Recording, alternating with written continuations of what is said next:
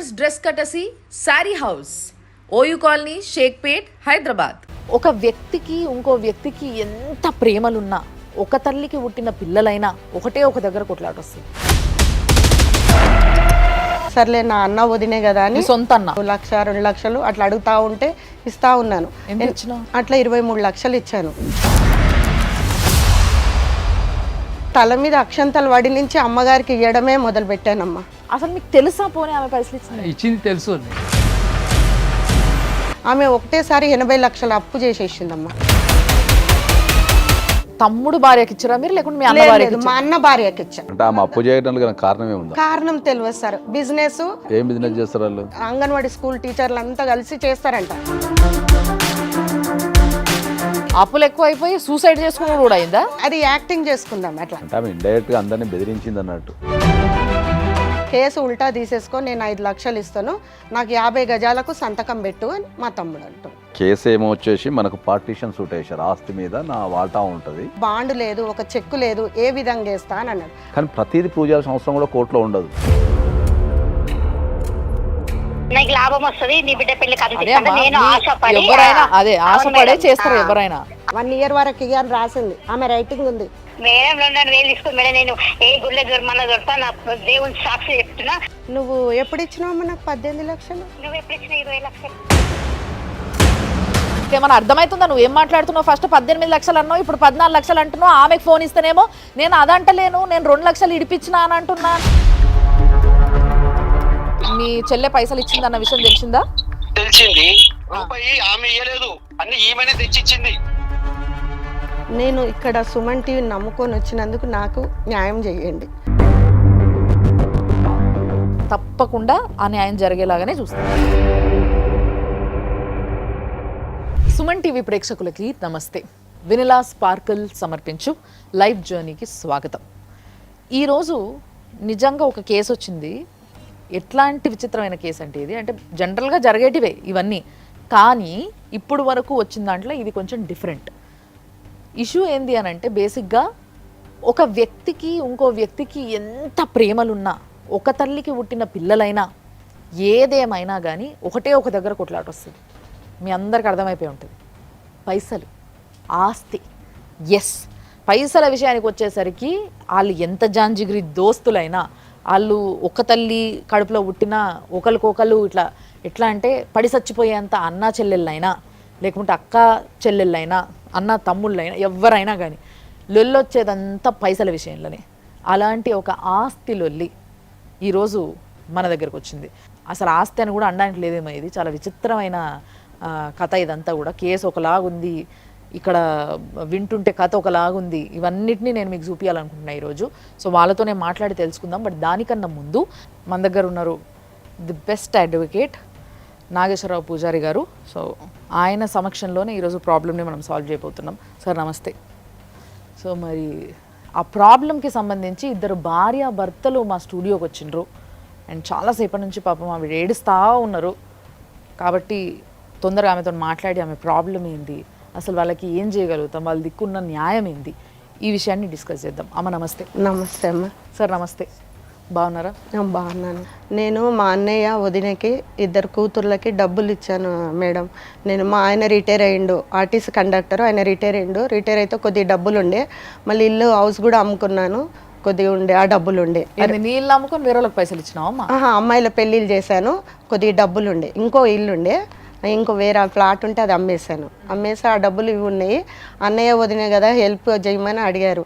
సర్లే నా అన్న వదినే కదా అని. సొంత అన్న. సరే అడుగుతున్నారు కదా, అన్న పిల్లలు గిట్ట అడుగుతారు కదా అని అప్పుడు 1 లక్ష 2 లక్షలు 1 లక్ష 2 లక్షలు అట్లా అడుగుతా ఉంటే ఇస్తా ఉన్నాను. అట్లా 23 లక్షలు ఇచ్చాను.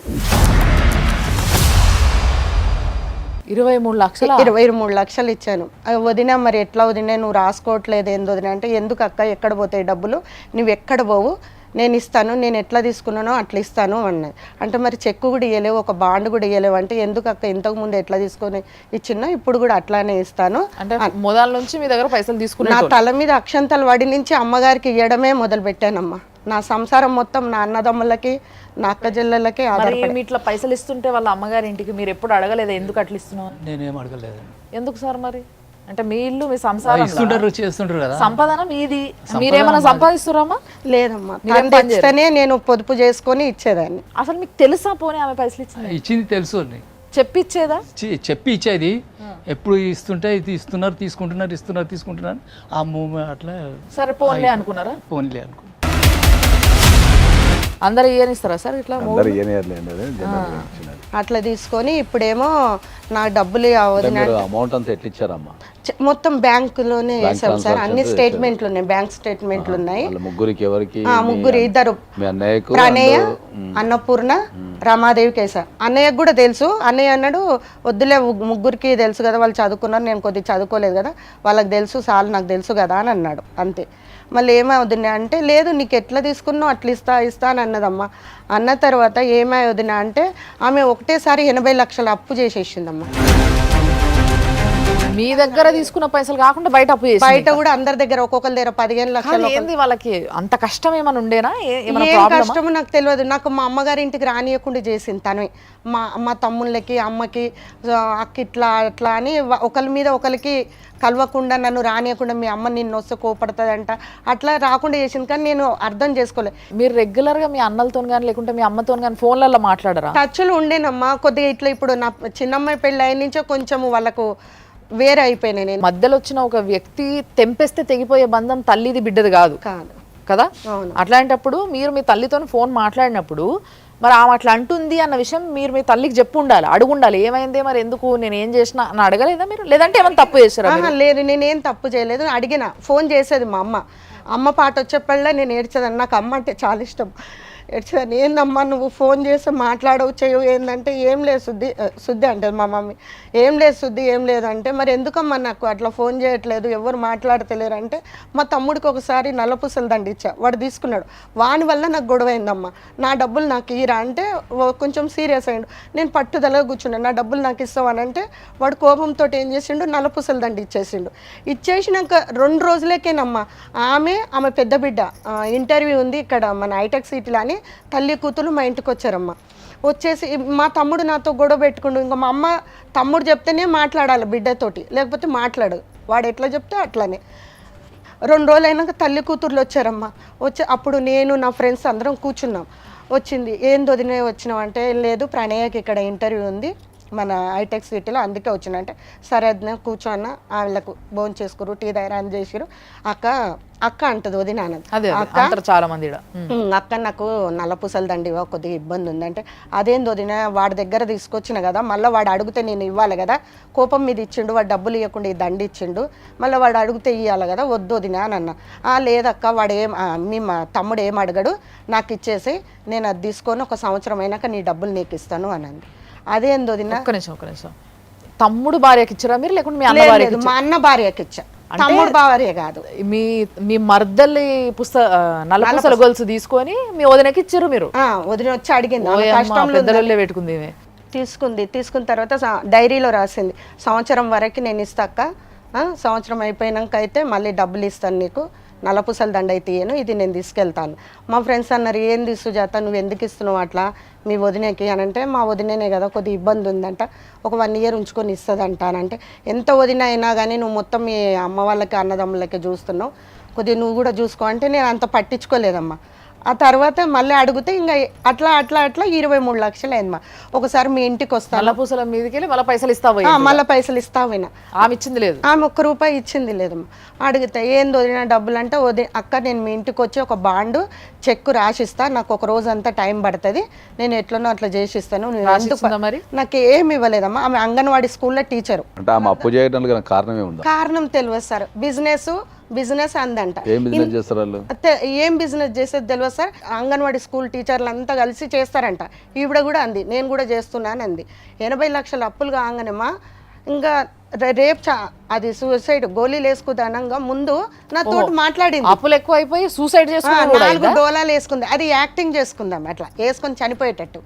మళ్ళీ ఒక లెటర్ రాసింది, ఏమని, అమ్మ నేను ఎవ్వరికి 1 రూపాయి బాకీ లేను, ఏం లేదు బేట, నువ్వు బాపమ్మతోటి బాబాయిలతోటి అందరితో మంచిగుండు, నా డాడీ సంపాదించిన ఇల్లు ఉంది, అది అమ్మేసినాక నీకు పెళ్ళిళ్ళు చేస్తారు, మంచిగా ఉండండి అని లెటర్ రాసింది. రాసింది నైట్ బాగానే మాట్లాడింది అది. సరే ఈమె బయట అప్పులు చేసింది, ఈమె దగ్గర పైసలు తీసుకుంది, నల్లపూసల గొలుసు తీసుకుంది, ఇయ్యలేదు, సూసైడ్ చేసుకుందాం అన్న ఉద్దేశంతో 4 డోలో టాబ్లెట్లు వేసుకుంది. వేసుకుని ఆమె లెటర్లు ఏం రాసింది అంటే నేను ఎవ్వరికి ₹1 అప్పు లేను అని రాసింది. దీంట్లో ఉద్దేశం అది కూడా ఉంది మేడం, లెటర్ కూడా ఉంది నా దగ్గర. అంటే ఆమె ఇండైరెక్ట్గా అందరినీ బెదిరించింది అన్నట్టు. మీరు నన్ను ఏమన్నా పైసలు అడిగితే నేను ఆత్మహత్య చేసుకుంటా అని చెప్పి ఆమె ఇండైరెక్ట్గా బెదిరించింది అన్నట్టు. మళ్ళీ అందులో రాయడం కూడా ఒక ఆమె గురించి బెదిరించింది. నేను టార్చర్ పడి ఇట్లా వేసుకుంటున్నా అని రాసింది మేడం. ఆ ఒక్క ఆమె ఎవరు మీరేనా? అందులో పేరు రాయలేదు సార్, నా పేరు రాసి మంచిగా అందులో రికార్డింగ్ వెళ్తుండే. అది తప్పు చేసి మీకు అంత సంబరం ఏందమ్మా, నా పేరు రాసుంటే మంచిగా ఉండేది. అంటే అక్కడ పోలీసులో రికార్డింగ్ వెళ్తుండే అమ్మా, నేను మాట్లాడింది రికార్డింగ్ వెళ్తుండే. అక్క నీకు 23 లక్షలు ఇచ్చేది ఉంది, నేను ఇస్తాను, ఆ రికార్డింగ్ ఉంది. మనిషి చనిపోతే అట్లా రికార్డింగ్ తీస్తారు కదా, ఈమె బాగానే ఉంది. పోలీసు వాళ్ళు కూడా నన్నే బెదిరిస్తున్నారు. అయితే వదిన ఇట్లా ఎందుకు వేసుకుందని నేను హాస్పిటల్కి వెళ్ళేసరికి మా కుటుంబం మొత్తం ఉంది, అన్నదమ్ముళ్ళు, అక్కజల్లెలు. నీ వల్లనే వదిలే అట్లా అయిపోయిందని నన్ను అందరు వాళ్ళంతా ఒక ఏకమై నన్ను రానియలేరు. కూర్చున్నాను, ఒక 2 గంటలు కూర్చొని ఇంటికి వచ్చేసా. మళ్ళీ ఆమె హాస్పిటల్ నుంచి వచ్చిన తర్వాత ఇంటికి పోయాను. వదినే నేను ఇచ్చిన డబ్బులు అని అడుగుదామని పోతే ఇంకా నన్ను మాట్లాడనిస్తలేరమ్మా. నువ్వెప్పుడు ఇచ్చినావు డబ్బులు అని అందరు అంటున్నారు, అన్నదమ్ములు, మా అమ్మ. నువ్వు ఇచ్చినట్టు ఎవరికి తెలుసు, ఏం ప్రూఫ్లు ఉన్నాయి, ఏం చేసుకుంటావు ఎవ్వరికి. మరి మీ అన్నకి కానీ ఇప్పుడు మీ వదిన మీకు ఆల్రెడీ మీ దోస్తు చెప్పింది అన్నారు, అవును అమ్మ వదిన ఎంతైనా వదిననే, మీ అన్న కాదు మీ అమ్మ కాదు, చూసుకో అని చెప్పిండ్రు అని అన్నారు. మరి అట్లాంటప్పుడు మీరు ఆమెకు పైసలు ఇచ్చినప్పుడు మీ అన్నకి ఫోన్ చేసి ఓ మాట, మరి నేను ఇట్లా పైసలు ఇస్తున్నా, నీ పెళ్ళాం అడిగింది అన్నకు తెలుసమ్మా, కానీ ఇప్పుడు ఏమంటుడు తెలుసు అనేది వేరమ్మా. తెలుసు, అందరికీ తెలిసి చేస్తున్నారు. ఫోన్ చేసి మీరు చెప్పిండ్రా, మీ అమ్మకి చెప్పిండ్రా? మీ అమ్మకి కూడా తెలుసు. ఇప్పుడు అందరూ మీరు అడగలేదా మీ అన్నని, మరి వదిన ఎందుకు పైసలు అడుగుతుంది నన్ను, మరి మీ ఆర్థిక పరిస్థితి ఏముందని మీరు అడగలేదా? నేను అడిగిన, అన్న ఏందన్న వదినే ఇంతగానం తీసుకుంటుందంటే ఏదో బిజినెస్ చేస్తుందంట శుద్ధి, అందుకే తీసుకుంటుందో. బిజినెస్ ఎట్లా చేస్తుంది? అంగన్వాడీ టీచర్ కదా, అంగన్వాడీ టీచర్. మళ్ళీ అంగన్వాడీ స్కూల్లో పాలు, గుడ్లు అన్నీ అమ్ముకుంటుంది బయట తెచ్చుకొని నైట్ టైంలో పిల్లలకి. ఎక్కడ ఆమె? అది అంగన్వాడీ స్కూల్ హనుమాన్ నగర్ అమ్మ. వాళ్ళు ఎక్కడ ఉంటారు, మీరు ఎక్కడ ఉంటారు? మేము ఉండేది లింగంపల్లి, అమ్మ వాళ్ళు ఉండేది మౌలాలి. ఆమె మౌలాలిలో కస్తూర్బాయి నగర్ అమ్మ వాళ్ళు ఉండేది. ఈమె స్కూల్లో అంగన్వాడీ స్కూల్ జాబ్ చేసేది హనుమాన్ నగర్, మౌలాలి దగ్గర హనుమాన్ నగర్ అని ఉంది. మీ అమ్మ మీ అన్న వాళ్ళు వీళ్ళంతా కలిసి ఉంటారు, ఒక దగ్గరనే ఉంటారు. అలాగలాగా. నువ్వు కేసు వేసినావా లేదా? మరి కోర్టుకి పోయినా అన్నావు. కోర్టుకు కేసు వేసాను, ఇప్పుడు 3 సంవత్సరాల నుంచి నడుస్తుంది. ఇప్పుడు ఏమని బెదిరిస్తారు మా తమ్ముడు, కేసు ఉల్టా తీసేసుకొని నేను 5 లక్షలు ఇస్తాను, నాకు 50 గజాలకు సంతకం పెట్టు అని మా తమ్ముడు అంటాడు. అదేంది 50 గజాలు? అంటే 210 గజాల స్థలము 4 మీద, అంటే ఆడపిల్ల హక్కు మీద అని వేసారు సార్. అంటే వీళ్ళు ఇల్లు అమ్ముకుంటామన్నారు. ఒక్క నిమిషం ఆ కేసు పేపర్ ఫస్ట్ సార్కి చూపించు. అసలు నీ ప్రాబ్లం వేరు, నువ్వు చెప్తున్నది వేరేలాగా అనిపిస్తుంది. కేసు ఏమో వచ్చేసి మనకు పార్టీషన్ సూట్ వేసారు, ఆస్తి మీద నా వాటా ఉంటుంది, నా ఆడపిల్ల వాటా నాకు ఇవ్వండి అని చెప్పేసి. ఆడపిల్లను కదా నేను, నా వాటా నాకు ఇవ్వండి అని చెప్పేసి వేసారు దీనిపైన కేసు. కాదమ్మా, మరి కేసు ఇట్లా వేసారని తెలుసా నీకు అసలు? మాకు సార్ చెప్పాడు, ఇట్లా ఆడపిల్ల హక్కు మీదనే వేసాను కేసు అనే చెప్పాను. నువ్వేమని చెప్పినావు సార్కి పోయి నాకు ఆడపిల్ల హక్కు? లేదు అట్లా అని లేదు. నేను ఇట్లా మా అన్నయ్య వాళ్ళకి 23 లక్షలు ఇచ్చాను అమౌంట్ అంటే బ్యాంక్ స్టేట్మెంట్ తెమ్మని చెప్పారు సార్, లాయర్ సార్ చెప్తే నేను బ్యాంక్ స్టేట్మెంట్ అంతా తీసుకెళ్ళా. అదంతా చూసి కూడా ఆయన చూసి ఏమన్నాడంటే, అమ్మ నీకు బాండ్ లేదు, ఒక చెక్కు లేదు, ఏ విధంగా వేస్తా అని అన్నాడు. అంటే మరి ఎట్లా సార్ అన్న, ఇప్పుడు మా అమ్మ వాళ్ళు కూడా ఇల్లు అమ్మేసుకుంటా అంటున్నారు, ఇల్లు అమ్మేసుకుంటే ఆమె వెళ్ళిపోతుంది, ఎక్కడ వెళ్ళిపోతుందో మళ్ళీ తెలియదు, నాకు వచ్చే డబ్బులు కూడా రావు. అంటే సరే అమ్మ, మీ అమ్మ నాన్న ఆస్తి మీద నీకు ఆడపిల్ల హక్కులాగా వేస్తానని ఆ ఇల్లు అమ్మకుండా ఆ ఇల్లు అమ్మకుండా. ప్రధానంగా ఏంటంటే ఇప్పుడు ఈ సుజాత గారు అయితే 23 లక్షలు ఇచ్చారు కదా, ఈమె ఇచ్చింది బ్యాంక్ స్టేట్మెంట్ ద్వారానే ఇచ్చింది, అంటే ఆన్లైన్ ట్రాన్స్ఫర్ చేసింది. ఇప్పుడు ఆన్లైన్ ట్రాన్స్ఫర్ అనేది కూడా ఒక ఎవిడెన్స్ కదా. అవును. మరి అప్పుడు దానికి బాండ్ చెక్స్ అవసరం లేదు జనరల్గా. ఎప్పుడు కూడా మనం ఏంటంటే రికవరీ సూట్ వేసుకోవచ్చు, మనీ రికవరీ సూట్ వేసుకోవచ్చు. ఇప్పుడు సపోజ్ ఎందుకంటే జనరల్గా ఏంటంటే మన భారతదేశంలో మనకు బ్యాంకింగ్ వ్యవస్థ అనేది చాలా తక్కువ ఉంటుంది, ఎక్కువ మిగతా కంపారిజన్ టు ఫారిన్ కంట్రీస్లో నీకు ఈ హ్యాండ్ లోన్స్ అనేవి ఎక్కువ తీసుకోరు, వాళ్ళు ఎప్పుడు బ్యాంకింగ్ మీద ఆధారపడతారు. ఇక్కడ ఏంటంటే మనకు హ్యాండ్ లోన్స్ అనేవి ఫ్రెండ్స్ దగ్గర నుంచి కానీ, బిజినెస్ అవసరాల నిమిత్తం కానీ, లేదా ఇంకా సొంత ఖర్చులు కానీ, చదువుల కోసం కానీ మనం మన కుటుంబ సభ్యుల దగ్గర తీసుకుంటూ ఉంటాం. సో ఎప్పుడైతే నువ్వు ఆన్లైన్లో ట్రాన్స్ఫర్ చేస్తావో, ఆ ట్రాన్స్ఫర్ చేసినప్పుడు ఆ బ్యాంక్ స్టేట్మెంట్ తీసుకెళ్ళి, నేను సో వ్యక్తికి నేను పైసలు ఇచ్చిన, సో డేట్ని ఇచ్చిన, నాకు ఆ పైసల్ని ఇంత ఇంట్రెస్ట్తో తిరిగి ఇవ్వండి అని చెప్పి మనం కోర్టులో కేసు వేసుకోవచ్చు డైరెక్ట్. ఓకే ఓకే కోర్టులో కేసు వేసుకున్నప్పుడు ఏంటంటే డెఫినెట్లీ కోర్టు పరిశీలించి ఇప్పుడు ఇక్కడ నుంచి ట్రాన్సాక్షన్ వెళ్ళింది కదా, అక్కడ నుంచి ఇచ్చినట్టు కూడా వాళ్ళు ప్రూవ్ చేసుకోవాలి. మళ్ళీ ఓకే ఒకవేళ వాళ్ళు ప్రూవ్ చేసుకునే క్రమంలో కనుక ఉంటే మీకు డెఫినెట్లీ పైసలు మీకు అలాంగ్ విత్ ఇంట్రెస్ట్ మీకు పైసలు వస్తాయి. ఈమె వాళ్ళకి పైసలు ఇచ్చినట్టుగా లేదా సార్? ఇది పైసలు ఇచ్చినట్టు నోటీస్ పంపించారు, కానీ కేసుకు వచ్చారికి ఏంది పార్టిషన్ సూట్ వేశారు. ఓకే, అంటే ఏ ఉద్దేశంతో అట్లా వేసి ఉంటారు అంటారు మరి? అక్కడ వేయాల్సిందే రికవరీ సూట్ వేయాలి, ఎస్, పార్టిషన్ సూట్ కాదు. ఆస్తి మీద పంపకాలు వేరు, మనం అప్పు వసూలు చేసుకోవడం వేరు, డిఫరెంట్. ఎగ్జాక్ట్లీ. సో ఇది ఈ కేసు వేసుకునే అధికారం ఉంది. ఒకవేళ గనక ఆస్తి మీద ఈమెకి ఆడపిల్ల కాబట్టి హక్కు ఉంది అంటే కానీ నేను దీనికి దానికి సంబంధం లేదు. అది ఇక్కడ చాలా మందికి తెలియని ఒక పదం ఉంది, ప్రతిదీ కోర్టులో ప్రూవ్ చేయాల్సిన అవసరం ఉండదు. ప్రతిదీ ప్రూవ్ చేయాల్సిన అవసరం ఉండదు కోర్టులో. అందరూ ఏమనుకుంటారంటే కోర్టులో సాక్ష్యం ఉంటేనే మనకు చెల్తుంది అనేది ఒక వాదన ఉంది. కానీ ప్రతిదీ ప్రూవ్ చేయాల్సిన అవసరం కూడా కోర్టులో ఉండదు. దాన్ని ఏమంటారంటే కోర్టు భాషలో జ్యుడిషియల్ నోటీస్ అంటారు. జ్యుడిషియల్ నోటీస్ అంటే ఏంటంటే మనం ఇప్పుడు కొన్నిటికి ఎగ్జంప్షన్స్ ఉంటాయి. మనం అంటే అది కంపల్సరీ అక్కడ చట్టాన్ని పాటించాల్సిన అవసరం ఉండదు. ఇప్పుడు ఎవరో తెలియని వ్యక్తికి మనము అప్పించినాం అనుకో, అక్కడ కంపల్సరీ నువ్వు బాండ్ పేపర్ కానీ లేదా కంపల్సరీ ఒక చెక్ కానీ లేకపోతే ఒక అగ్రిమెంట్ కానీ చేసుకోవాలి. ఒక అన్నదమ్ముల మధ్యలో లేకపోతే అక్కా చెల్లెల మధ్యలో లేకపోతే ఇంకా కుటుంబ సభ్యుల మధ్యలో కుటుంబ సభ్యుల మధ్యలో పైసలు ఇచ్చినప్పుడు మనం ఏం రాసుకోము. అది that is a called judicial notice. అంటే కొన్ని నో నీడ్ టు ప్రూవ్. ఎందుకు రాసుకోలేదు అంటే ఇప్పుడు నా సిస్టర్ కదా, నా అన్న కదా, సో వాళ్ళు ఇస్తారన్న నమ్మకం. మళ్ళీ ఎప్పటిలాగా మీరు చెప్పినట్టు ఇక్కడ చట్టాలు వేరు, మనకి లైఫ్ లో నేర్చుకునే మోరల్స్ వేరు. కానీ ఇప్పుడు వరకు ఆ రికవరీ సూట్ వేయకపోవడానికి కారణం ఏంటంటారు సార్? మరి వీళ్ళకి అవగాహన లేకుండా ఉండొచ్చు. ఎందుకంటే ఇప్పుడు వీళ్ళు ఏమనుకున్నారంటే జనరల్గా పైసలు ఇచ్చినాం కదా, ఈ పైసలు వసూలు చేసుకోవడం అనేది చాలా కష్టం అవుతుంది కాబట్టి వాళ్ళ ఆస్తుల మీద కనుక కేసు వేస్తే వాళ్ళు ఏమైనా సెటిల్మెంట్కి వస్తారేమో, ఓకే ఇది కూడా అమ్మేస్తే ఇంకా పైసలు రాదే, ఇవి కూడా అమ్మితే ఇంకా పైసలు రావేమో అనే ఉద్దేశంతోనే వేసింది. అది కానీ వీళ్ళు ఒరిజినల్గా దీన్ని వేసుకోవచ్చు ఏదన్నా. దీంతో పాటు మీరు కరెక్ట్ వేయాల్సిన సూట్ ఏంది, మనీ రికవరీ సూటే వేసుకోవాలి. మనం ఏదైనా వ్యక్తికి పైసలు ఇచ్చినప్పుడు మన దగ్గర ప్రూఫ్ కనుక ఉంటే, ఆన్లైన్ ట్రాన్స్ఫర్ చేసినట్టు ప్రూఫ్ కనుక ఉంటే చెక్స్ కానీ ప్రామిస్ నోట్స్ కానీ అవసరం ఉండదు. ఆ లాస్ట్ ట్రాన్సాక్షన్ నుంచి 3 years లోపు, లాస్ట్ ట్రాన్సాక్షన్ జరిగిన డేట్ నుంచి 3 years లోపు ఎప్పుడైనా పోయి కోర్టుకు అప్రోచ్ అయ్యి కేసు వేసుకోవచ్చు. సార్ ఇక్కడ ఒక డౌట్ సార్, నాకు చాలామంది ఇప్పుడు మీరు అన్నట్టుగా అన్న తమ్ముళ్ళు, దగ్గరోళ్ళు, తెలిసిన వాళ్ళు, ఫ్రెండ్స్ అని చెప్పేసి బాండ్ రాసుకోరు అనేది ఒక మోమాటమో ఏదో సో కాల్డ్. అదే ఉద్దేశంలో కొంతమంది ఈమంటే సరే బ్యాంక్ ట్రాన్స్ఫర్ చేశారు, కొంతమంది చేతుల మీద ఇచ్చేస్తారు. వాళ్ళ పరిస్థితి ఏమంటారు? ఇలాంటి పరిస్థితి తిరుపతి ఉండి లేచినట్టే. ఇంకా అంతే. ఇంకా ఎప్పుడైతే మనకి ఫోన్పేలు, గూగుల్ పేలు, ఆన్లైన్ ట్రాన్స్ఫర్లు ఇంట్లో చదువుకున్న వాళ్ళు ఉన్నప్పుడు ఏమైతుందంటే ఇక బ్యాంక్స్కి వెళ్ళడం అనేది తగ్గిపోయింది బాగా. క్యాష్ ట్రాన్సాక్షన్స్లో బాగా తగ్గిపోయినాయి కాబట్టి మ్యాక్సిమం ట్రాన్సాక్షన్స్ ఏవైతే ఉంటాయో ఇప్పుడు జనాల మధ్యలో 90% of the transactions through bank ద్వారానే జరుగుతున్నాయి, ఎక్కువ శాతం.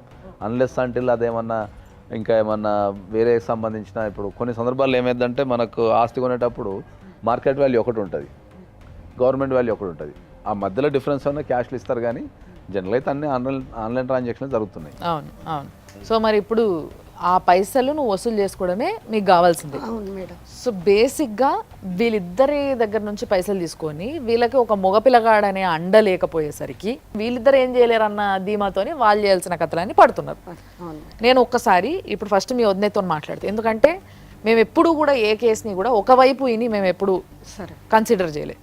సో ఒకసారి మీ వదినతో కూడా మాట్లాడి ఆమె ఏం మాట్లాడుతుంది, ఆమె వర్జన్ నేను చూసిన తర్వాత మనం మాట్లాడదాం. సరే. హలో హలో అమ్మా, రమాదేవి గారా? అమ్మా, నేను సుమన్ టీవీ నుంచి మాట్లాడుతున్నా. మీ మర్దలు సుజాత గారు వచ్చిండ్రు, మీరు 23 లక్షలు ఇవ్వాలి, మీరు ఇస్తలేరు అని చెప్పేసి ఏడుస్తా ఉంది. వాళ్ళు మీ ఇంటికి వస్తే మీరు దబాంచి తిడుతున్నారు అని అంటుంది. అసలు ఆమె మా ఇంటికి రాలేదు మేడం. మీ ఇంటికి రాలేదా? ఆమె ఇంట్రెక్షన్ నడిపిస్తుంది. ఓకే. అయితే ఫస్ట్ లో నాకు అవసరం ఉండే 5,000, 10,000 అట్లా తీసుకున్నాను. ఇప్పుడు నాది అయిపోయేసరికి నేను 5,000, 10,000 ఇంట్రెస్ట్ ఎందుకులే అని ఇచ్చేసా మేడం. ఓకే. ఇక తర్వాత ఇద్దరం కలిసి ఇంట్రెస్ట్ నడిపిద్దాము, పైసలు వస్తున్నాయి కదా, నీకు కూడా ఏమైనా లాభం వస్తే ఇస్తా అని చెప్పింది మేడం. ఓకే. సరే అట్లనే నడిచింది.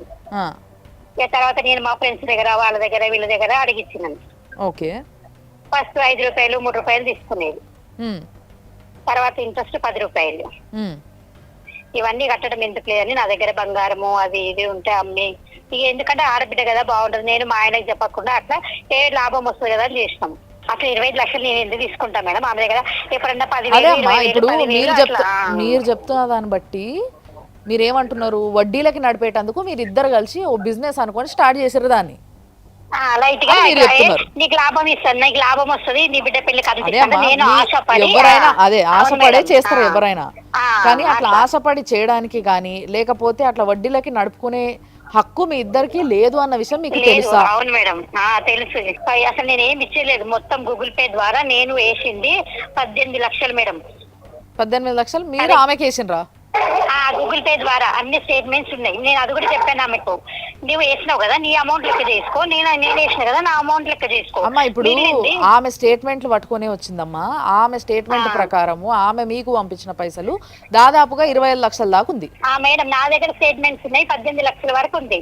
ఆ, మళ్ళీ నేను హ్యాండ్ తరపున ఇచ్చిన ఒక 2 లక్షల వరకు, మళ్ళీ 1 లక్ష, ఒక 2 లక్షలు మా ఇంటి దగ్గర ఒక ఆమె చిట్టేస్తుంది. ఆ. ఎందుకంటే నేను ఈమె వడ్డీల బాధ భరించలేక నా అమ్మాయి పెళ్లికి చిట్టీలు వేసుకుంటే నేను అవి కూడా ఈమెకి ఎత్తిచ్చిన మేడం, ఈ వడ్డీలు కట్టలేక. ఒక్క నిమిషం ఆగు. మీ మర్దలు మీకు 18 లక్షలు 15 లక్షల దాకా వేసిందా అంటుంది. నాకు ఒక్క రూపాయి ఇవ్వలేదమ్మా. ఆమె వేసినవి ఉన్నాయి, నేను వేసినవి ఉన్నాయి. చూడండి సార్, మీరు వేసింది కూడా ఇప్పుడు బ్యాంక్ స్టేట్మెంట్లు అయితే ఉంటది కదా. ఉంది మేడం. సో ఆమె బ్యాంక్ లోనే కదా మీరు వేసారు, ఆమె అకౌంట్ కి వేసిరా లేదా? ఆమె అకౌంట్ లో, వాళ్ళ పిల్లల అకౌంట్ లో. వాళ్ళ పిల్లల అకౌంట్ లో కూడా వేసిండ్రు. వేసినాను. అవన్నీ కూడా తెచ్చినావు నువ్వు? అన్ని తెచ్చిన, అన్ని స్టేట్మెంట్లు తెచ్చింది. ఆమె ఏమంటది, నాకు మీరు 1 రూపాయి వేయలేదు, రమాదేవి నాకు 1 రూపాయి వేయలేదు అని ఆమె అంటుంది. ఇప్పుడు ఆమె పైసలు అడిగేటందుకు ఇంటికి వస్తే మీరు మొత్తం ఫ్యామిలీ కలిసి భార్యాభర్తల మీదకి పోతున్నారంట. ఆమె భయంతో మా దగ్గరకు వచ్చింది, రేపటి రోజు మమ్మల్ని వీళ్ళు ఏమైనా చేస్తారేమో, మమ్మల్ని ఏమైనా చంపేస్తారేమో అని భయం అవుతుందంట ఆమెకి. మేడం నేను ఏం చేస్తాను తెలుసా, ఇట్లా వేసింది. నేను అసలు పోనీ అనే ఈ భయానికి నేను ఏగలేక సూసైడ్ తీసుకొని 4-8 రోజులు కోమాలు ఉన్నా. తర్వాత ఒక రోజు మా ఇంటికి వచ్చింది, మా ఇంటికి వస్తే ఆ విషయం కూడా చెప్పిందమ్మా. ఆమె పైసలు ఇచ్చిందన్న విషయం మీరు చెప్తున్నారు, కానీ మీరు పైసలు ఇచ్చిన విషయం ఆమె మాత్రం అసలు ఒప్పుకుంటానే లేదు. కేసు వేసిందన్న విషయం తెలుసా మీకు? తెలుసు, నాకు వచ్చింది. నేను లాయర్ను కూడా పెట్టుకున్నా మేడం. అయితే ఈమె ఏమన్నా తెలుసా, మళ్ళీ తర్వాత నాకు ప్రూఫ్స్ అవన్నీ తీసి అసలు ఏం ఆధారం లేదు, అందుకని ఆ కేసు తీసేసిరు. నాది మా పెద్ద అమ్మాయి పెళ్లి సంబంధం ఒక మా చుట్టాల దాంట్లోనే కుదిరింది మేడం. మా పిల్ల అనిపించుకున్నాం, ఇక వాళ్ళు ఏమి ఎంగేజ్మెంట్ అనుకునే సమయానికి ఈ రోజు ఇక మా ఇంటికి వచ్చిరు, పోయిరు వాళ్ళు. వాళ్ళ ఇంటికి పోయి మేము చూసి వచ్చినాం. వాళ్ళకు ఫోన్ చేసి వాళ్ళు మంచోళ్ళు కాదు, వాళ్ళ సంబంధం చేసుకోవద్దు, వాళ్ళ సంబంధం చేసుకుంటే మీరు మొత్తం వాళ్ళు చేసిన అప్పులే కట్టాల్సి వస్తుంది, పిల్ల మంచిది కాదు, తిరుగుబోతుంది, అవన్నీ చెప్పింది మేడం. చెప్పేసరికి వాళ్ళు చెప్పిందని వాళ్ళు చూసినా చెప్పింది. అయితే మళ్ళీ రీసెంట్ గా మొన్న ఒక సంబంధం వచ్చింది, ఒక 2 నెలల ముందు. వాళ్ళకి ఆమెకు ఆ రోజు ఆపరేషన్, హాస్పిటల్ అడ్మిట్ ఉంది. అయితే పెళ్లి కొడుకు వాళ్ళు వచ్చి చూసిపోయిండు, ఇల్లు చూసుకొని రమ్మన్నారు. ఇల్లు చూసుకొని పోదానికి రేపు పోదాం అనుకున్నాం. రేపు పోదాం అనుకునే సమయంలో వాళ్ళకు కూడా ఫోన్ చేసేసింది, వీళ్ళు మంచోళ్ళు గారు, అప్పులు ఉన్నాయి, మీరు అప్పులు కట్టాలా, అమ్మాయి మంచి కాదు, తిరిగిపోతుంది, అది ఇదని. వాళ్ళకి తెలిసిన కాదు. మరి ఆమెకి ఏంది కసి, నువ్వు పైసలు ఇవ్వలేదని చెప్పి అట్లా చెప్పిందటవా? మరి నాకెన్నే నాకు ఆమె పైసలు ఇచ్చి ఈ విధంగా నన్ను నరకయాతన పెట్టింది మేడం. 4 రోజులు. అదే అమ్మా, నువ్వు పైసలు ఇచ్చుంటే అట్లా చేయకపోతుండేనేమో. మరి నువ్వు పైసలు ఇవ్వలేదని అట్లా చేసిందేమో అంటున్నా. అవును అంటున్నావు నువ్వు, అంటే నువ్వు పైసలు ఇవ్వలేదా అని అడుగుతున్నా. మీ చిన్న తోటి కోడలు నల్లపూసలు గొలుసు అడిగినావంట కదా పోయి ఇంటికి. పొద్దునే నీకు సొమ్ము లేవు కదా, 40 సందాలు తీసుకో, నెలకు 2,000 ఇవ్వని చెప్పింది. సరే మేడం అని నేను 40 సందాలు తెచ్చుకున్నా. నెలకు 2,000 ఇస్తాను మేడం. నెలకు 2,000 ఇచ్చినాక ఎంత 8 నెలలు నెలకు 2,000 ఇచ్చేసిన. అయితే తర్వాత అర్థమైందమ్మా, ఎందుకే అన్నా నేను ఇందాక. అమ్మ నల్లపూసల గొలుసు ఒకళ్ళ దగ్గర తీసుకుని ఇంకొకరికి ఇచ్చినావు, మధ్యలో ఒక ఆడమే ఉన్నావు, 3 ఆడోళ్ళ మధ్యలో 1 ఇయర్ వరకు ఇయ్యని రాసింది, ఆమె రైటింగ్ ఉంది. నువ్వు రాసిచ్చావాట కదా డైరీలో 1 ఇయర్ వరకు నేను ఏమి ఇయ్యనని. మేడం 2,000 తీసుకుని మేడం, నేను ఏ గుళ్ళ దొరమన్నా దొరతా, నా దేవుని సాక్షి చెప్తున్నా. నువ్వు మాట్లాడేదానికి ఆమె మాట్లాడేదానికి అసలు పొంతనే లేదు. కాబట్టి నేను ఇప్పుడు ఆమెకే ఇస్తున్నా, ఆమె నిన్ను అడుగుతుంది, నువ్వు ఆమెకే చెప్పు, ప్రతి ఒక్కటి నేను వింటున్నా. హలో, చెప్పక్క. వద్దులే అంత మర్యాద. కానీ నువ్వు ఎప్పుడు ఇచ్చినావమ్మా నాకు 18 లక్షలు? నువ్వు ఎప్పుడు ఇచ్చిన 20 లక్షలు? నేను ఇచ్చినవి మొత్తం ఉన్నాయి మైడ. నేను ఇచ్చినవి కూడా ఉన్నాయి. నీ మొగడు ఆటో పాడైందని నా ఇంటికి వచ్చి ఏడుస్తే నా అన్న కదా అని 10,000 చేతిలో పెట్టిన, తీసుకొని పోయినావు. ఇంట్లోకి మా అమ్మ ఎలా కొట్టిందని బయటికి పోయి నా కాళ్ళు మొక్కి ఏడ్చినావు. అయ్యో నా అన్న వదిన అని ఎంత మళ్ళీ సరే అంటే నువ్వు విను. వినాలి కదా అందరూ. నేను మొత్తం వినండి. నువ్వు 10,000 ఇచ్చినందుకు 10,000 ఇప్పుడు 18 లక్షలు ఎట్లా ఇచ్చినావు చెప్పు. ఆ విషయం 2 సార్లు నీకేసింది. ఒకసారి 1,00,000 రూపాయలు, ఒకసారి 1,00,000 రూపాయలు. నా మనమరాలకు పాపము ఫస్ట్ బర్త్డే అని నా మనమనికి 50,000 ఇచ్చినా, నా మనమరాలకి 50,000 ఇస్తే దాని 50,000 కూడా సంటి పిల్ల నువ్వే తీసుకుంటివి. 1,00,000 రూపాయలు నువ్వే తీసుకున్నావు. నువ్వు దేవుళ్ళ మీద ఒట్లు తింటావు, నువ్వు అన్ని ఒట్లు తింటావు. నేను తప్పు చేయలేకపోతే నేను చిట్టి పైసలు నేను ఎత్తిన కానీ నేను తీసుకోలేము. ఈమెనే అక్కడి నుంచి అక్కడ తీసేసుకుంటా. నాకు 18 లక్షలు ఇచ్చిన అంటున్నావు కదా, చూయించు. 18 లక్షలు అంటే నేను 2 లక్షలు చిట్టి తీసుకున్నాను. ఇప్పుడే మీతో అన్నావు కదా మేడం 18 లక్షలు ఇచ్చిన అని. అడగండి మరి ఇప్పుడే మేడం అన్నావు కదా 18 లక్షలు ఇచ్చిన అని. 18 లక్షలు 2 లక్షలు చిట్టి చేసుకొని ఇచ్చిన. 50,000 జీత అమౌంట్ నీకు ఇచ్చిన. మళ్ళీ ఏ ఫంక్షన్ లో కలిసినా అట్లనే చేస్తుంది మేడం. ఫంక్షన్ లో ఇచ్చిన గుర్తున్నది, అవి లెక్క పెట్టలే. రమాదేవి గారు నాతో అవన్నీ మాట్లాడకండి. ఫస్ట్ మీరు నాకు ఏమని చెప్పిండ్రు? 18 లక్షలు నేను ఆమెకు తిరిగి ఇచ్చిన, ప్రతిదీ స్టేట్మెంట్ ఉంటది అని అన్నారా లేదా? ఉన్నది మేడం, ఉన్నది. 18 లక్షలు ఇచ్చినావు అమ్మా?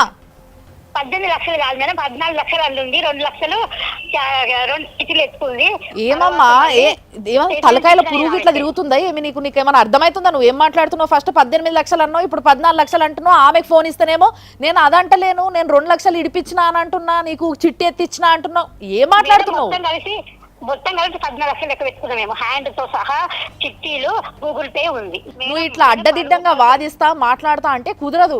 ఇడేమి మేము మీరు చెప్పిన అన్ని ఇనుకుంటా కూర్చోనికి మేమేమి పిచ్చోళ్ళం కాదు ఇడ. నిజంగా సార్ ప్రతిసారి ఎవరితో మాట్లాడినా కూడా ఎక్కడనో ఒక దగ్గర ఎవరో ఒకళ్ళు అడ్డగోలుగా దొరుకుతారు. కానీ ఇక్కడ ఏమవుతుందంటే ఆమె అడిగే కొన్ని ప్రశ్నలకు ఈమె ఆన్సర్ ఇస్తలేదు, ఈమె అడిగే ప్రశ్నలకు ఆమె ఆన్సర్ ఇస్తలేదు. సార్ మీరేమంటారు? ఇప్పుడు దాకా ఆమె విన్నారు కదా.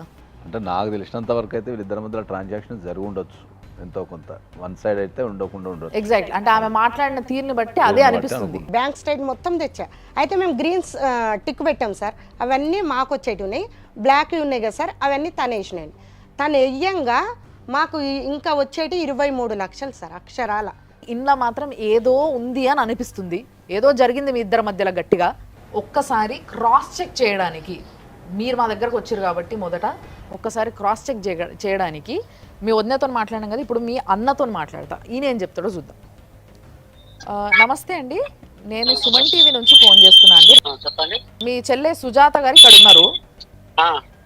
మీ చెల్లె ఏమంటుంది అంటే, నేను మా అన్నకి మా వదినకి 23 లక్షల దాకా ఇచ్చిన, నాకు ఇప్పుడు దాకా రూపాయి ఇయ్యలేదు.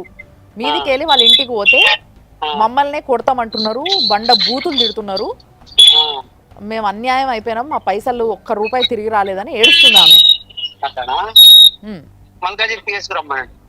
మల్కాజ్గిరి పిఎస్ కోర్టు ఇవన్నీ చెప్పిందండి, అన్ని మాట్లాడింది. సార్ ఒక్క నిమిషం వినండి. ఆమె ఎక్కడికి రావాలి ఏంది ఇవన్నీ మీరు నాకు చెప్తే నేను ఆమెకు చెప్పడానికి మీకు ఫోన్ చేయలేదు. ఫస్ట్ ఆఫ్ ఆల్ ఆమె నాకు తెలిసి ఇవ్వలేదు. మీకు తెలిసి ఇవ్వలేదు అంటే మీకు తెలియకుండా ఇచ్చింది. అవును, మా భార్య సూసైడ్ చేసుకుంటే బయటపడ్డది ఇదంతా. అంటే మీ భార్య సూసైడ్ చేసుకునేంత వరకు ఇద్దరు ఆడోళ్ళు కలిసి పైసలు ఇచ్చి పుచ్చుకునేవి మీకు ఇంట్లో మొగోళ్ళకి తెలియదు. ఇంతవరకు తెలియదు నాకు. మొత్తం మీద ఏమని తెలిసింది సూసైడ్ చేసుకున్న తర్వాత? ఒక హాఫ్ అన్ అవర్ అయితే చనిపోతుండే ఆమె. నేను ఏదో దేవుడి దయ వాళ్ళతోటి నేను ఆమె లేపుట్లా లేవలేదు. లేకపోతే ఏమైందని చూసే వరకు చేతిలో రెసిప్ట్ ఒక లెటర్ రాసి పట్టుకున్నది. అయితే అంతలోకే మాకు ఇవన్నీ తర్వాత హాస్పిటల్ తీసుకెళ్తే హాస్పిటల్ వాళ్ళు పట్టుకోలేదు. సీదా ఈఎస్ఐ ఎర్రగడ్డ దగ్గరికి తీసుకెళ్ళా. 15 రోజులు కోమాల్లో ఉందా. ఆమె 3 రోజులు అంటది, మీరు 15 రోజులు అంటారు. ఎన్ని రోజులు ఉంటది ఆమె కోమాలు? అట్లా మీకు కావాలంటే మీకు ఈఎస్ఐ హాస్పిటల్లో మీకు అవన్నీ చూపిస్తాను. దాని తర్వాత ఏమని తెలిసింది? మీ చెల్లె పైసలు ఇచ్చింది అన్న విషయం తెలిసిందా? తెలిసింది. రూపాయి ఆమె ఇయ్యలేదు, అన్ని ఈమెనే తెచ్చిచ్చింది. అన్ని నా దగ్గర బ్యాంక్ లిస్ట్ మొత్తం ఉన్నదమ్మా. ఆ మొత్తం ఎంత ఈమె మా భార్య ఎంత ఇచ్చిందో అంత మొత్తం లిస్ట్ తో 1 రూపాయితో సహా ఉన్నది మొత్తం లిస్ట్ నా దగ్గర. మీరు మల్కాజ్గిరి పిఎస్ లో కనుక్కోండి, ఈఎస్ఐ హాస్పిటల్లో కనుక్కోండి, మళ్ళీ మల్కాజ్గిరి కోర్టులో కనుక్కోండి. ఎవరిది తప్పు ఉందో వాళ్ళని ఈమె చెప్పడమేమో వాళ్ళ వంద మీదే చెప్తుంది, కానీ అసలు కిలాడిగాడు ఇలా అన్నున్నాడు అన్న ఫీలింగ్ వాళ్ళే కల్పించేలాగా మాట్లాడుతున్నారు. సో మొత్తం మీద సార్ మీకేమనిపించింది ఆయనతో మాట్లాడుతుంటే మీరింటే? అంటే వాళ్ళు ఒక దానికి ఆన్సర్ చెప్పడానికి బదులు ఏంటంటే ఉల్టా మాట్లాడడం, తర్వాత బెదిరించడం లాంటి వాళ్ళ ఉద్దేశం ఉన్నట్టు ఉంది ప్రధానంగా. సో ఓవరాల్గా ఏంటంటే మనకి ఇద్దరి మధ్యలో అయితే ట్రాన్సాక్షన్ జరిగినట్టు తెలుస్తున్నది. కాబట్టి ఆ ట్రాన్సాక్షన్లో ఈమె ఇచ్చిన అమౌంట్ కంటే వాళ్ళు తక్కువ అమౌంట్ ఇచ్చి ఉంటారు. ఆ రిమైనింగ్ అమౌంట్ 25 lakhs ఏమో ఉన్నదని ఈమె క్లెయిమ్ చేసుకుంటున్నది. 23 lakhs ఈమె క్లెయిమ్ చేసుకుంటున్నది. కాబట్టి వీళ్ళు ఇమ్మీడియట్లీ మనకు రికవరీ సూట్ వేసుకోవచ్చు. ఓకే. తర్వాత చీటింగ్ కేసు కింద కూడా క్రిమినల్ కేసు పెట్టే అవకాశం ఉంటుంది. ఓకే. పైసలు తీసుకొని ఇవ్వటం లేదు, క్రిమినల్ బ్రీచ్ ఆఫ్ ట్రస్ట్ అని చెప్పేసి మనకు చీటింగ్ కేసు కూడా పెట్టుకునే అవకాశం వీళ్ళకు ఉంటుంది. సో ఎలాంటి కేసు అవుతుంది సార్? అది వీళ్ళకి ఏ విధంగా ప్లస్ అవుతుంది అంటారు? ప్లస్ అంటే ఇప్పుడు ఎప్పుడైతే చీటింగ్ కేసు పడుతుందో దాంట్లో కనుక ప్రూవ్ అయితే వాళ్ళకి జైలు శిక్ష పడే అవకాశం ఉంటుంది. కాబట్టి మళ్ళీ రికవరీ సూట్ వేసుకుంటే మనకు మనీ కూడా రికవర్ అవుతాయి along with the interest. Along with the interest. Okay. మొత్తం ఎప్పటి నుంచి అయితే కానీ ఇప్పుడు ఏదైతే ఈ కేసు ఉందో ఈ కేసులో ఏమైనా జరిగే లాభం ఏంది అసలు? ఏమన్నా అది ఈ కదులుతుందా? కేసులో ఒకవేళ వీళ్ళు గెలిస్తే కనుక ఈమెకు వాటా ఉంటే వాటా వచ్చేస్తుంది. వాటా ఉంది సార్, వాళ్ళకి వాటా ఉంది. ఈ ముఖ్యంగా ఈ కేసు పైన రీసెంట్గా సుప్రీంకోర్టు ఇచ్చిన ఒక మంచి జడ్జిమెంట్ గురించి మీరు చెప్పాలి సార్ ఒకసారి. అది ఏంది ఎట్లా అనేది? అంటే మనకు సుప్రీంకోర్టు 2 రకాల జడ్జిమెంట్స్ ఇచ్చింది. ఇంతకుముందు ఏంది అంటే మనకు భారతదేశంలో ఎప్పుడైతే ప్రాపర్టీకి సంబంధించిన రైట్స్ ఉంటాయో మ్యాక్సిమం సిమిలర్గా ఉంటాయి, కానీ స్టేట్ టు స్టేట్ కొద్దిగా మారుతుంటుంది. స్టేట్ గవర్నమెంట్ రూల్స్ ప్రకారము అక్కడ ఆస్తుకు సంబంధించినవన్నీ డిసైడ్ చేయబడుతుంటాయి.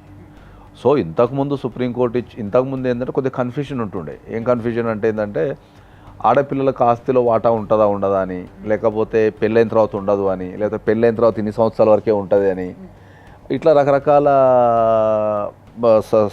ఇన్ఫర్మేషన్ ఉంటుండే. అంటే కరెక్ట్ ఇన్ఫర్మేషన్ ఎక్కడ లేదు. సో లేటెస్ట్గా మనకు సుప్రీంకోర్టు ఇచ్చిన జడ్జిమెంట్ ఏం చెప్తుంది అంటే irrespective of their marriage, irrespective of their situation, okay వాళ్ళు మ్యారేజ్ చేసుకున్నారా చేసుకోలేదా, ఈ సంవత్సరంలో చేసుకున్నారా ఆ సంవత్సరం, అట్లా కాదు. ఒక తండ్రి ఉండి తండ్రికి ఎంతమంది పిల్లలు ఉంటే ఆడ కావచ్చు మగ కావచ్చు వాళ్ళందరికీ ఆ తండ్రి ఆస్తి మీద ఆయన ఏం రాయకుండా చనిపోతే సమాన హక్కులు ఉంటాయి.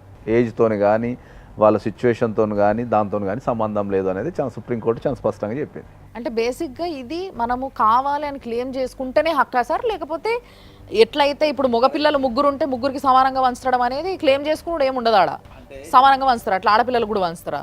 అంటే ఇప్పుడు మన సమాజంలో ఏమైందంటే ఇప్పుడు ఒక ఇంట్లో ఒక 3 మగపిల్లలు 2 ఆడపిల్లలు ఉన్నారు అనుకో, ఆడపిల్లలకు పెళ్లి చేసి పంపించేస్తారు. కాబట్టి ఉన్నంత జనరల్గా రూల్ ప్రకారం ఏంటంటే 3 పంచుకుంటారు. అక్కడ ఆడపిల్లలకు కూడా ఏంటంటే సపోర్ట్ చేసేస్తారు. వీళ్ళు కూడా ఏంటంటే ఆల్రెడీ మ్యారేజ్ అయిపోయింది కదా, మాకు కట్నం ఇచ్చారు కదానో, లేకపోతే ఏదో ఆస్తి ఇచ్చారనో, ఏదో పైసలు ఇచ్చారనో వీళ్ళు కాంప్రమైజ్ అయిపోతుంటారు ఎక్కువ కుటుంబాలు. కానీ రూల్ ప్రకారం ఏంటంటే తండ్రి కనుక ఏం రాయకుండా చనిపోతే, లేకపోతే తాతల ఆస్తి కానీ మనం దాన్ని ముత్తాతల ఆస్తి కానీ ఉండి ప్రాపర్ డాక్యుమెంటేషన్ లేకపోతే పిల్లలు ఎంతమంది ఉన్నారో అంతమందికి సమానంగా రావటం అనేది చట్టం చెప్తుంది. వాళ్ళు క్లెయిమ్ చేసుకుంటారా? కొంతమంది ప్రేమతో క్లెయిమ్ చేసుకోరు. కొంతమంది ఏంటంటే ఒక తమ్ముడో లేకపోతే 2 3 ఉంటారు కాబట్టి మాకు అన్నీ చేస్తున్నాడు కదా అని కొంత ప్రేమతో కూడా క్లెయిమ్ చేసుకోరు. వాళ్ళ రైట్స్ రిలింక్వేజ్ చేసేస్తారు. కానీ చట్టం మాత్రం ఏం చెప్తుంది అంటే ఇంట్లో ఎంతమంది పిల్లలు ఉంటే కంపల్సరీ వాళ్ళందరికీ ఆస్తి హక్కు ఉంటుంది. దయచేసి ఇప్పుడు వరకు ఎవరి హక్కులు వాళ్ళకి సమానంగా ఎట్లయితే అంటే ఇటు చట్టపరంగా ఇటు ఫ్యామిలీ పరంగా అంటే సొసైటీ పరంగా ఎట్లయితే ఇచ్చిండ్రో ఈ విషయంలో కూడా చట్టపరంగా ఆల్రెడీ అక్కడి నుంచి ఒక ముద్ర వేసేసారు, అయిపోయింది, మీరు ఈ విధంగా సమానంగా పంచుకోవచ్చు అన్న విషయాన్ని, పంచుకోవాలే అని చెప్పిండ్రు. కాబట్టి సొసైటీ పరంగా కూడా ఫ్యామిలీస్లో మార్పు రావాలి. తల్లిదండ్రులు ఈ విషయం తెలుసుకోవాలి. వాళ్ళ పిల్లలకి రేపటి రోజు ఆడపిల్ల కావచ్చు మగపిల్లగాడు కావచ్చు మీ ఆస్తి పైన కావచ్చు దేనిపైన అయినా కానీ సమాన హక్కు ఉంటుంది. అండ్ దీంతో పాటు నేను ఇంకో మంచి మాట కూడా చెప్పాలనుకుంటున్నాను. ఏంది అని అంటే ఇన్ని రోజులు ఆస్తి మగపిల్లలు తీసుకున్నారు కాబట్టి తల్లిదండ్రిని మగపిల్లలే చూసుకున్నారు. కానీ ఎప్పుడైతే ఆస్తి సమానంగా పంచుకుంటారో తల్లిదండ్రిని కూడా సమానంగా చూడాల్సిన అవసరము బాధ్యత అందరి మీద ఉంటుంది. సో మొత్తం మీద సార్ వీళ్ళకి మీరు చెప్పేది రికవరీ కేసు వేసుకోవాలి, క్రిమినల్ కేసు వేసుకోవాలి. ఈ 2 వేయడానికి మీరు రెడీగా ఉన్నారా లేదా ఏంది అనేది మీరు చూడండి. ఒకసారి మీరు మాట్లాడండి. మీకు ఏ అడ్వైస్ కావాలన్నా సార్ డెఫినెట్గా మీకు అడ్వైస్ ఇస్తారు, మీతో చేయిస్తారు. మీరు ఏం వేయొచ్చు అనేది లీగల్గా మీకు ఏది కరెక్టో అది చేయించగలుగుతారు. రైట్ సార్ ఏ విధంగా వేయమనాలి చెప్తారో సార్ ఆ విధంగా మేము వేస్తాం మేడం. వాళ్ళు మాటలతోని ఇనేటోళ్ళలాగా అయితే అనిపిస్తలే మీ అన్న అయితే, ఎందుకంటే ఆయన మాట్లాడడమే రాదని ఆయనే ఒప్పుకుంటున్నాడు. సో ఇక అట్లాంటి వాళ్ళతో మాట్లాడి ప్రయోజనం లేదు. నేను ఇక్కడ సుమన్ టీవీ నమ్ముకొని వచ్చినందుకు నాకు న్యాయం చేయండి. నా డబ్బులు నాకు వచ్చేటట్టు చేయండి. అదే నేను కోరుకునేది. నాకు అబ్బాయిలు లేరు, నా భర్త నేను ఇద్దరమే ఉండేది. వద్దమ్మా వద్దు, నువ్వు బాధపడితే ఏమీ రాదు. నేను నీకు ఒక మాట చెప్తున్నా విను. సార్ ఇందాక ఎప్పుడు మీ ఇద్దరి మధ్యలో ట్రాన్సిషన్స్ అయితే అయ్యి ఉంటాయి డెఫినెట్గా అని చెప్పి వాటన్నిటిని పరిశీలించి ఇంకొంచెం డీప్గా ఏంది కథ అనేది చూసి నీ దిక్కు ఏ న్యాయం జరగాలో ఆ న్యాయం మాత్రం చేయడానికి మేము ప్రయత్నిస్తాం. తప్పకుండా ఆ న్యాయం జరిగేలాగానే చూస్తాం. ఓకే, నువ్వేం ఏడవకు, టెన్షన్ పడకు. ఓకేనా సార్? ఓకే, చూసిండ్రు కదా. సో మొత్తం మీద ఇలాంటివి ఎన్నో సమాజంలో, అంటే ఆ బంధం ఈ బంధం అని కాదు, ఏ బంధమైనా ఎంత స్ట్రాంగ్ ఉన్నదైనా పైసల విషయానికి వచ్చేసరికి ఇట్లాంటి కథలే జరుగుతున్నాయి. కాబట్టి నేను చెప్తున్నా జాగ్రత్త, చాలా చాలా చాలా జాగ్రత్తగా ఉండాల్సిన అవసరం ఉంది పైసల విషయంలో. కాబట్టి ఎక్కడ ఏ కొట్లాట వచ్చినా పైసల విషయంలోనే వస్తుంది. కొంచెం అది గమనించుకొని దాన్ని బట్టి ముందుకు పోండి. అనవసరంగా సంబంధాలని పాడు చేసుకోకండి. సో దీనిపైన ఏంది ఫాలో అప్ అనేది నేను తప్పకుండా మళ్ళీ మీకు అప్డేట్ చేస్తా. అప్పటి వరకు మీరు సుమన్ టీవీలో చూస్తూనే ఉండండి. వెనిలా స్పార్కిల్ సమర్పించు లైఫ్ జర్నీ.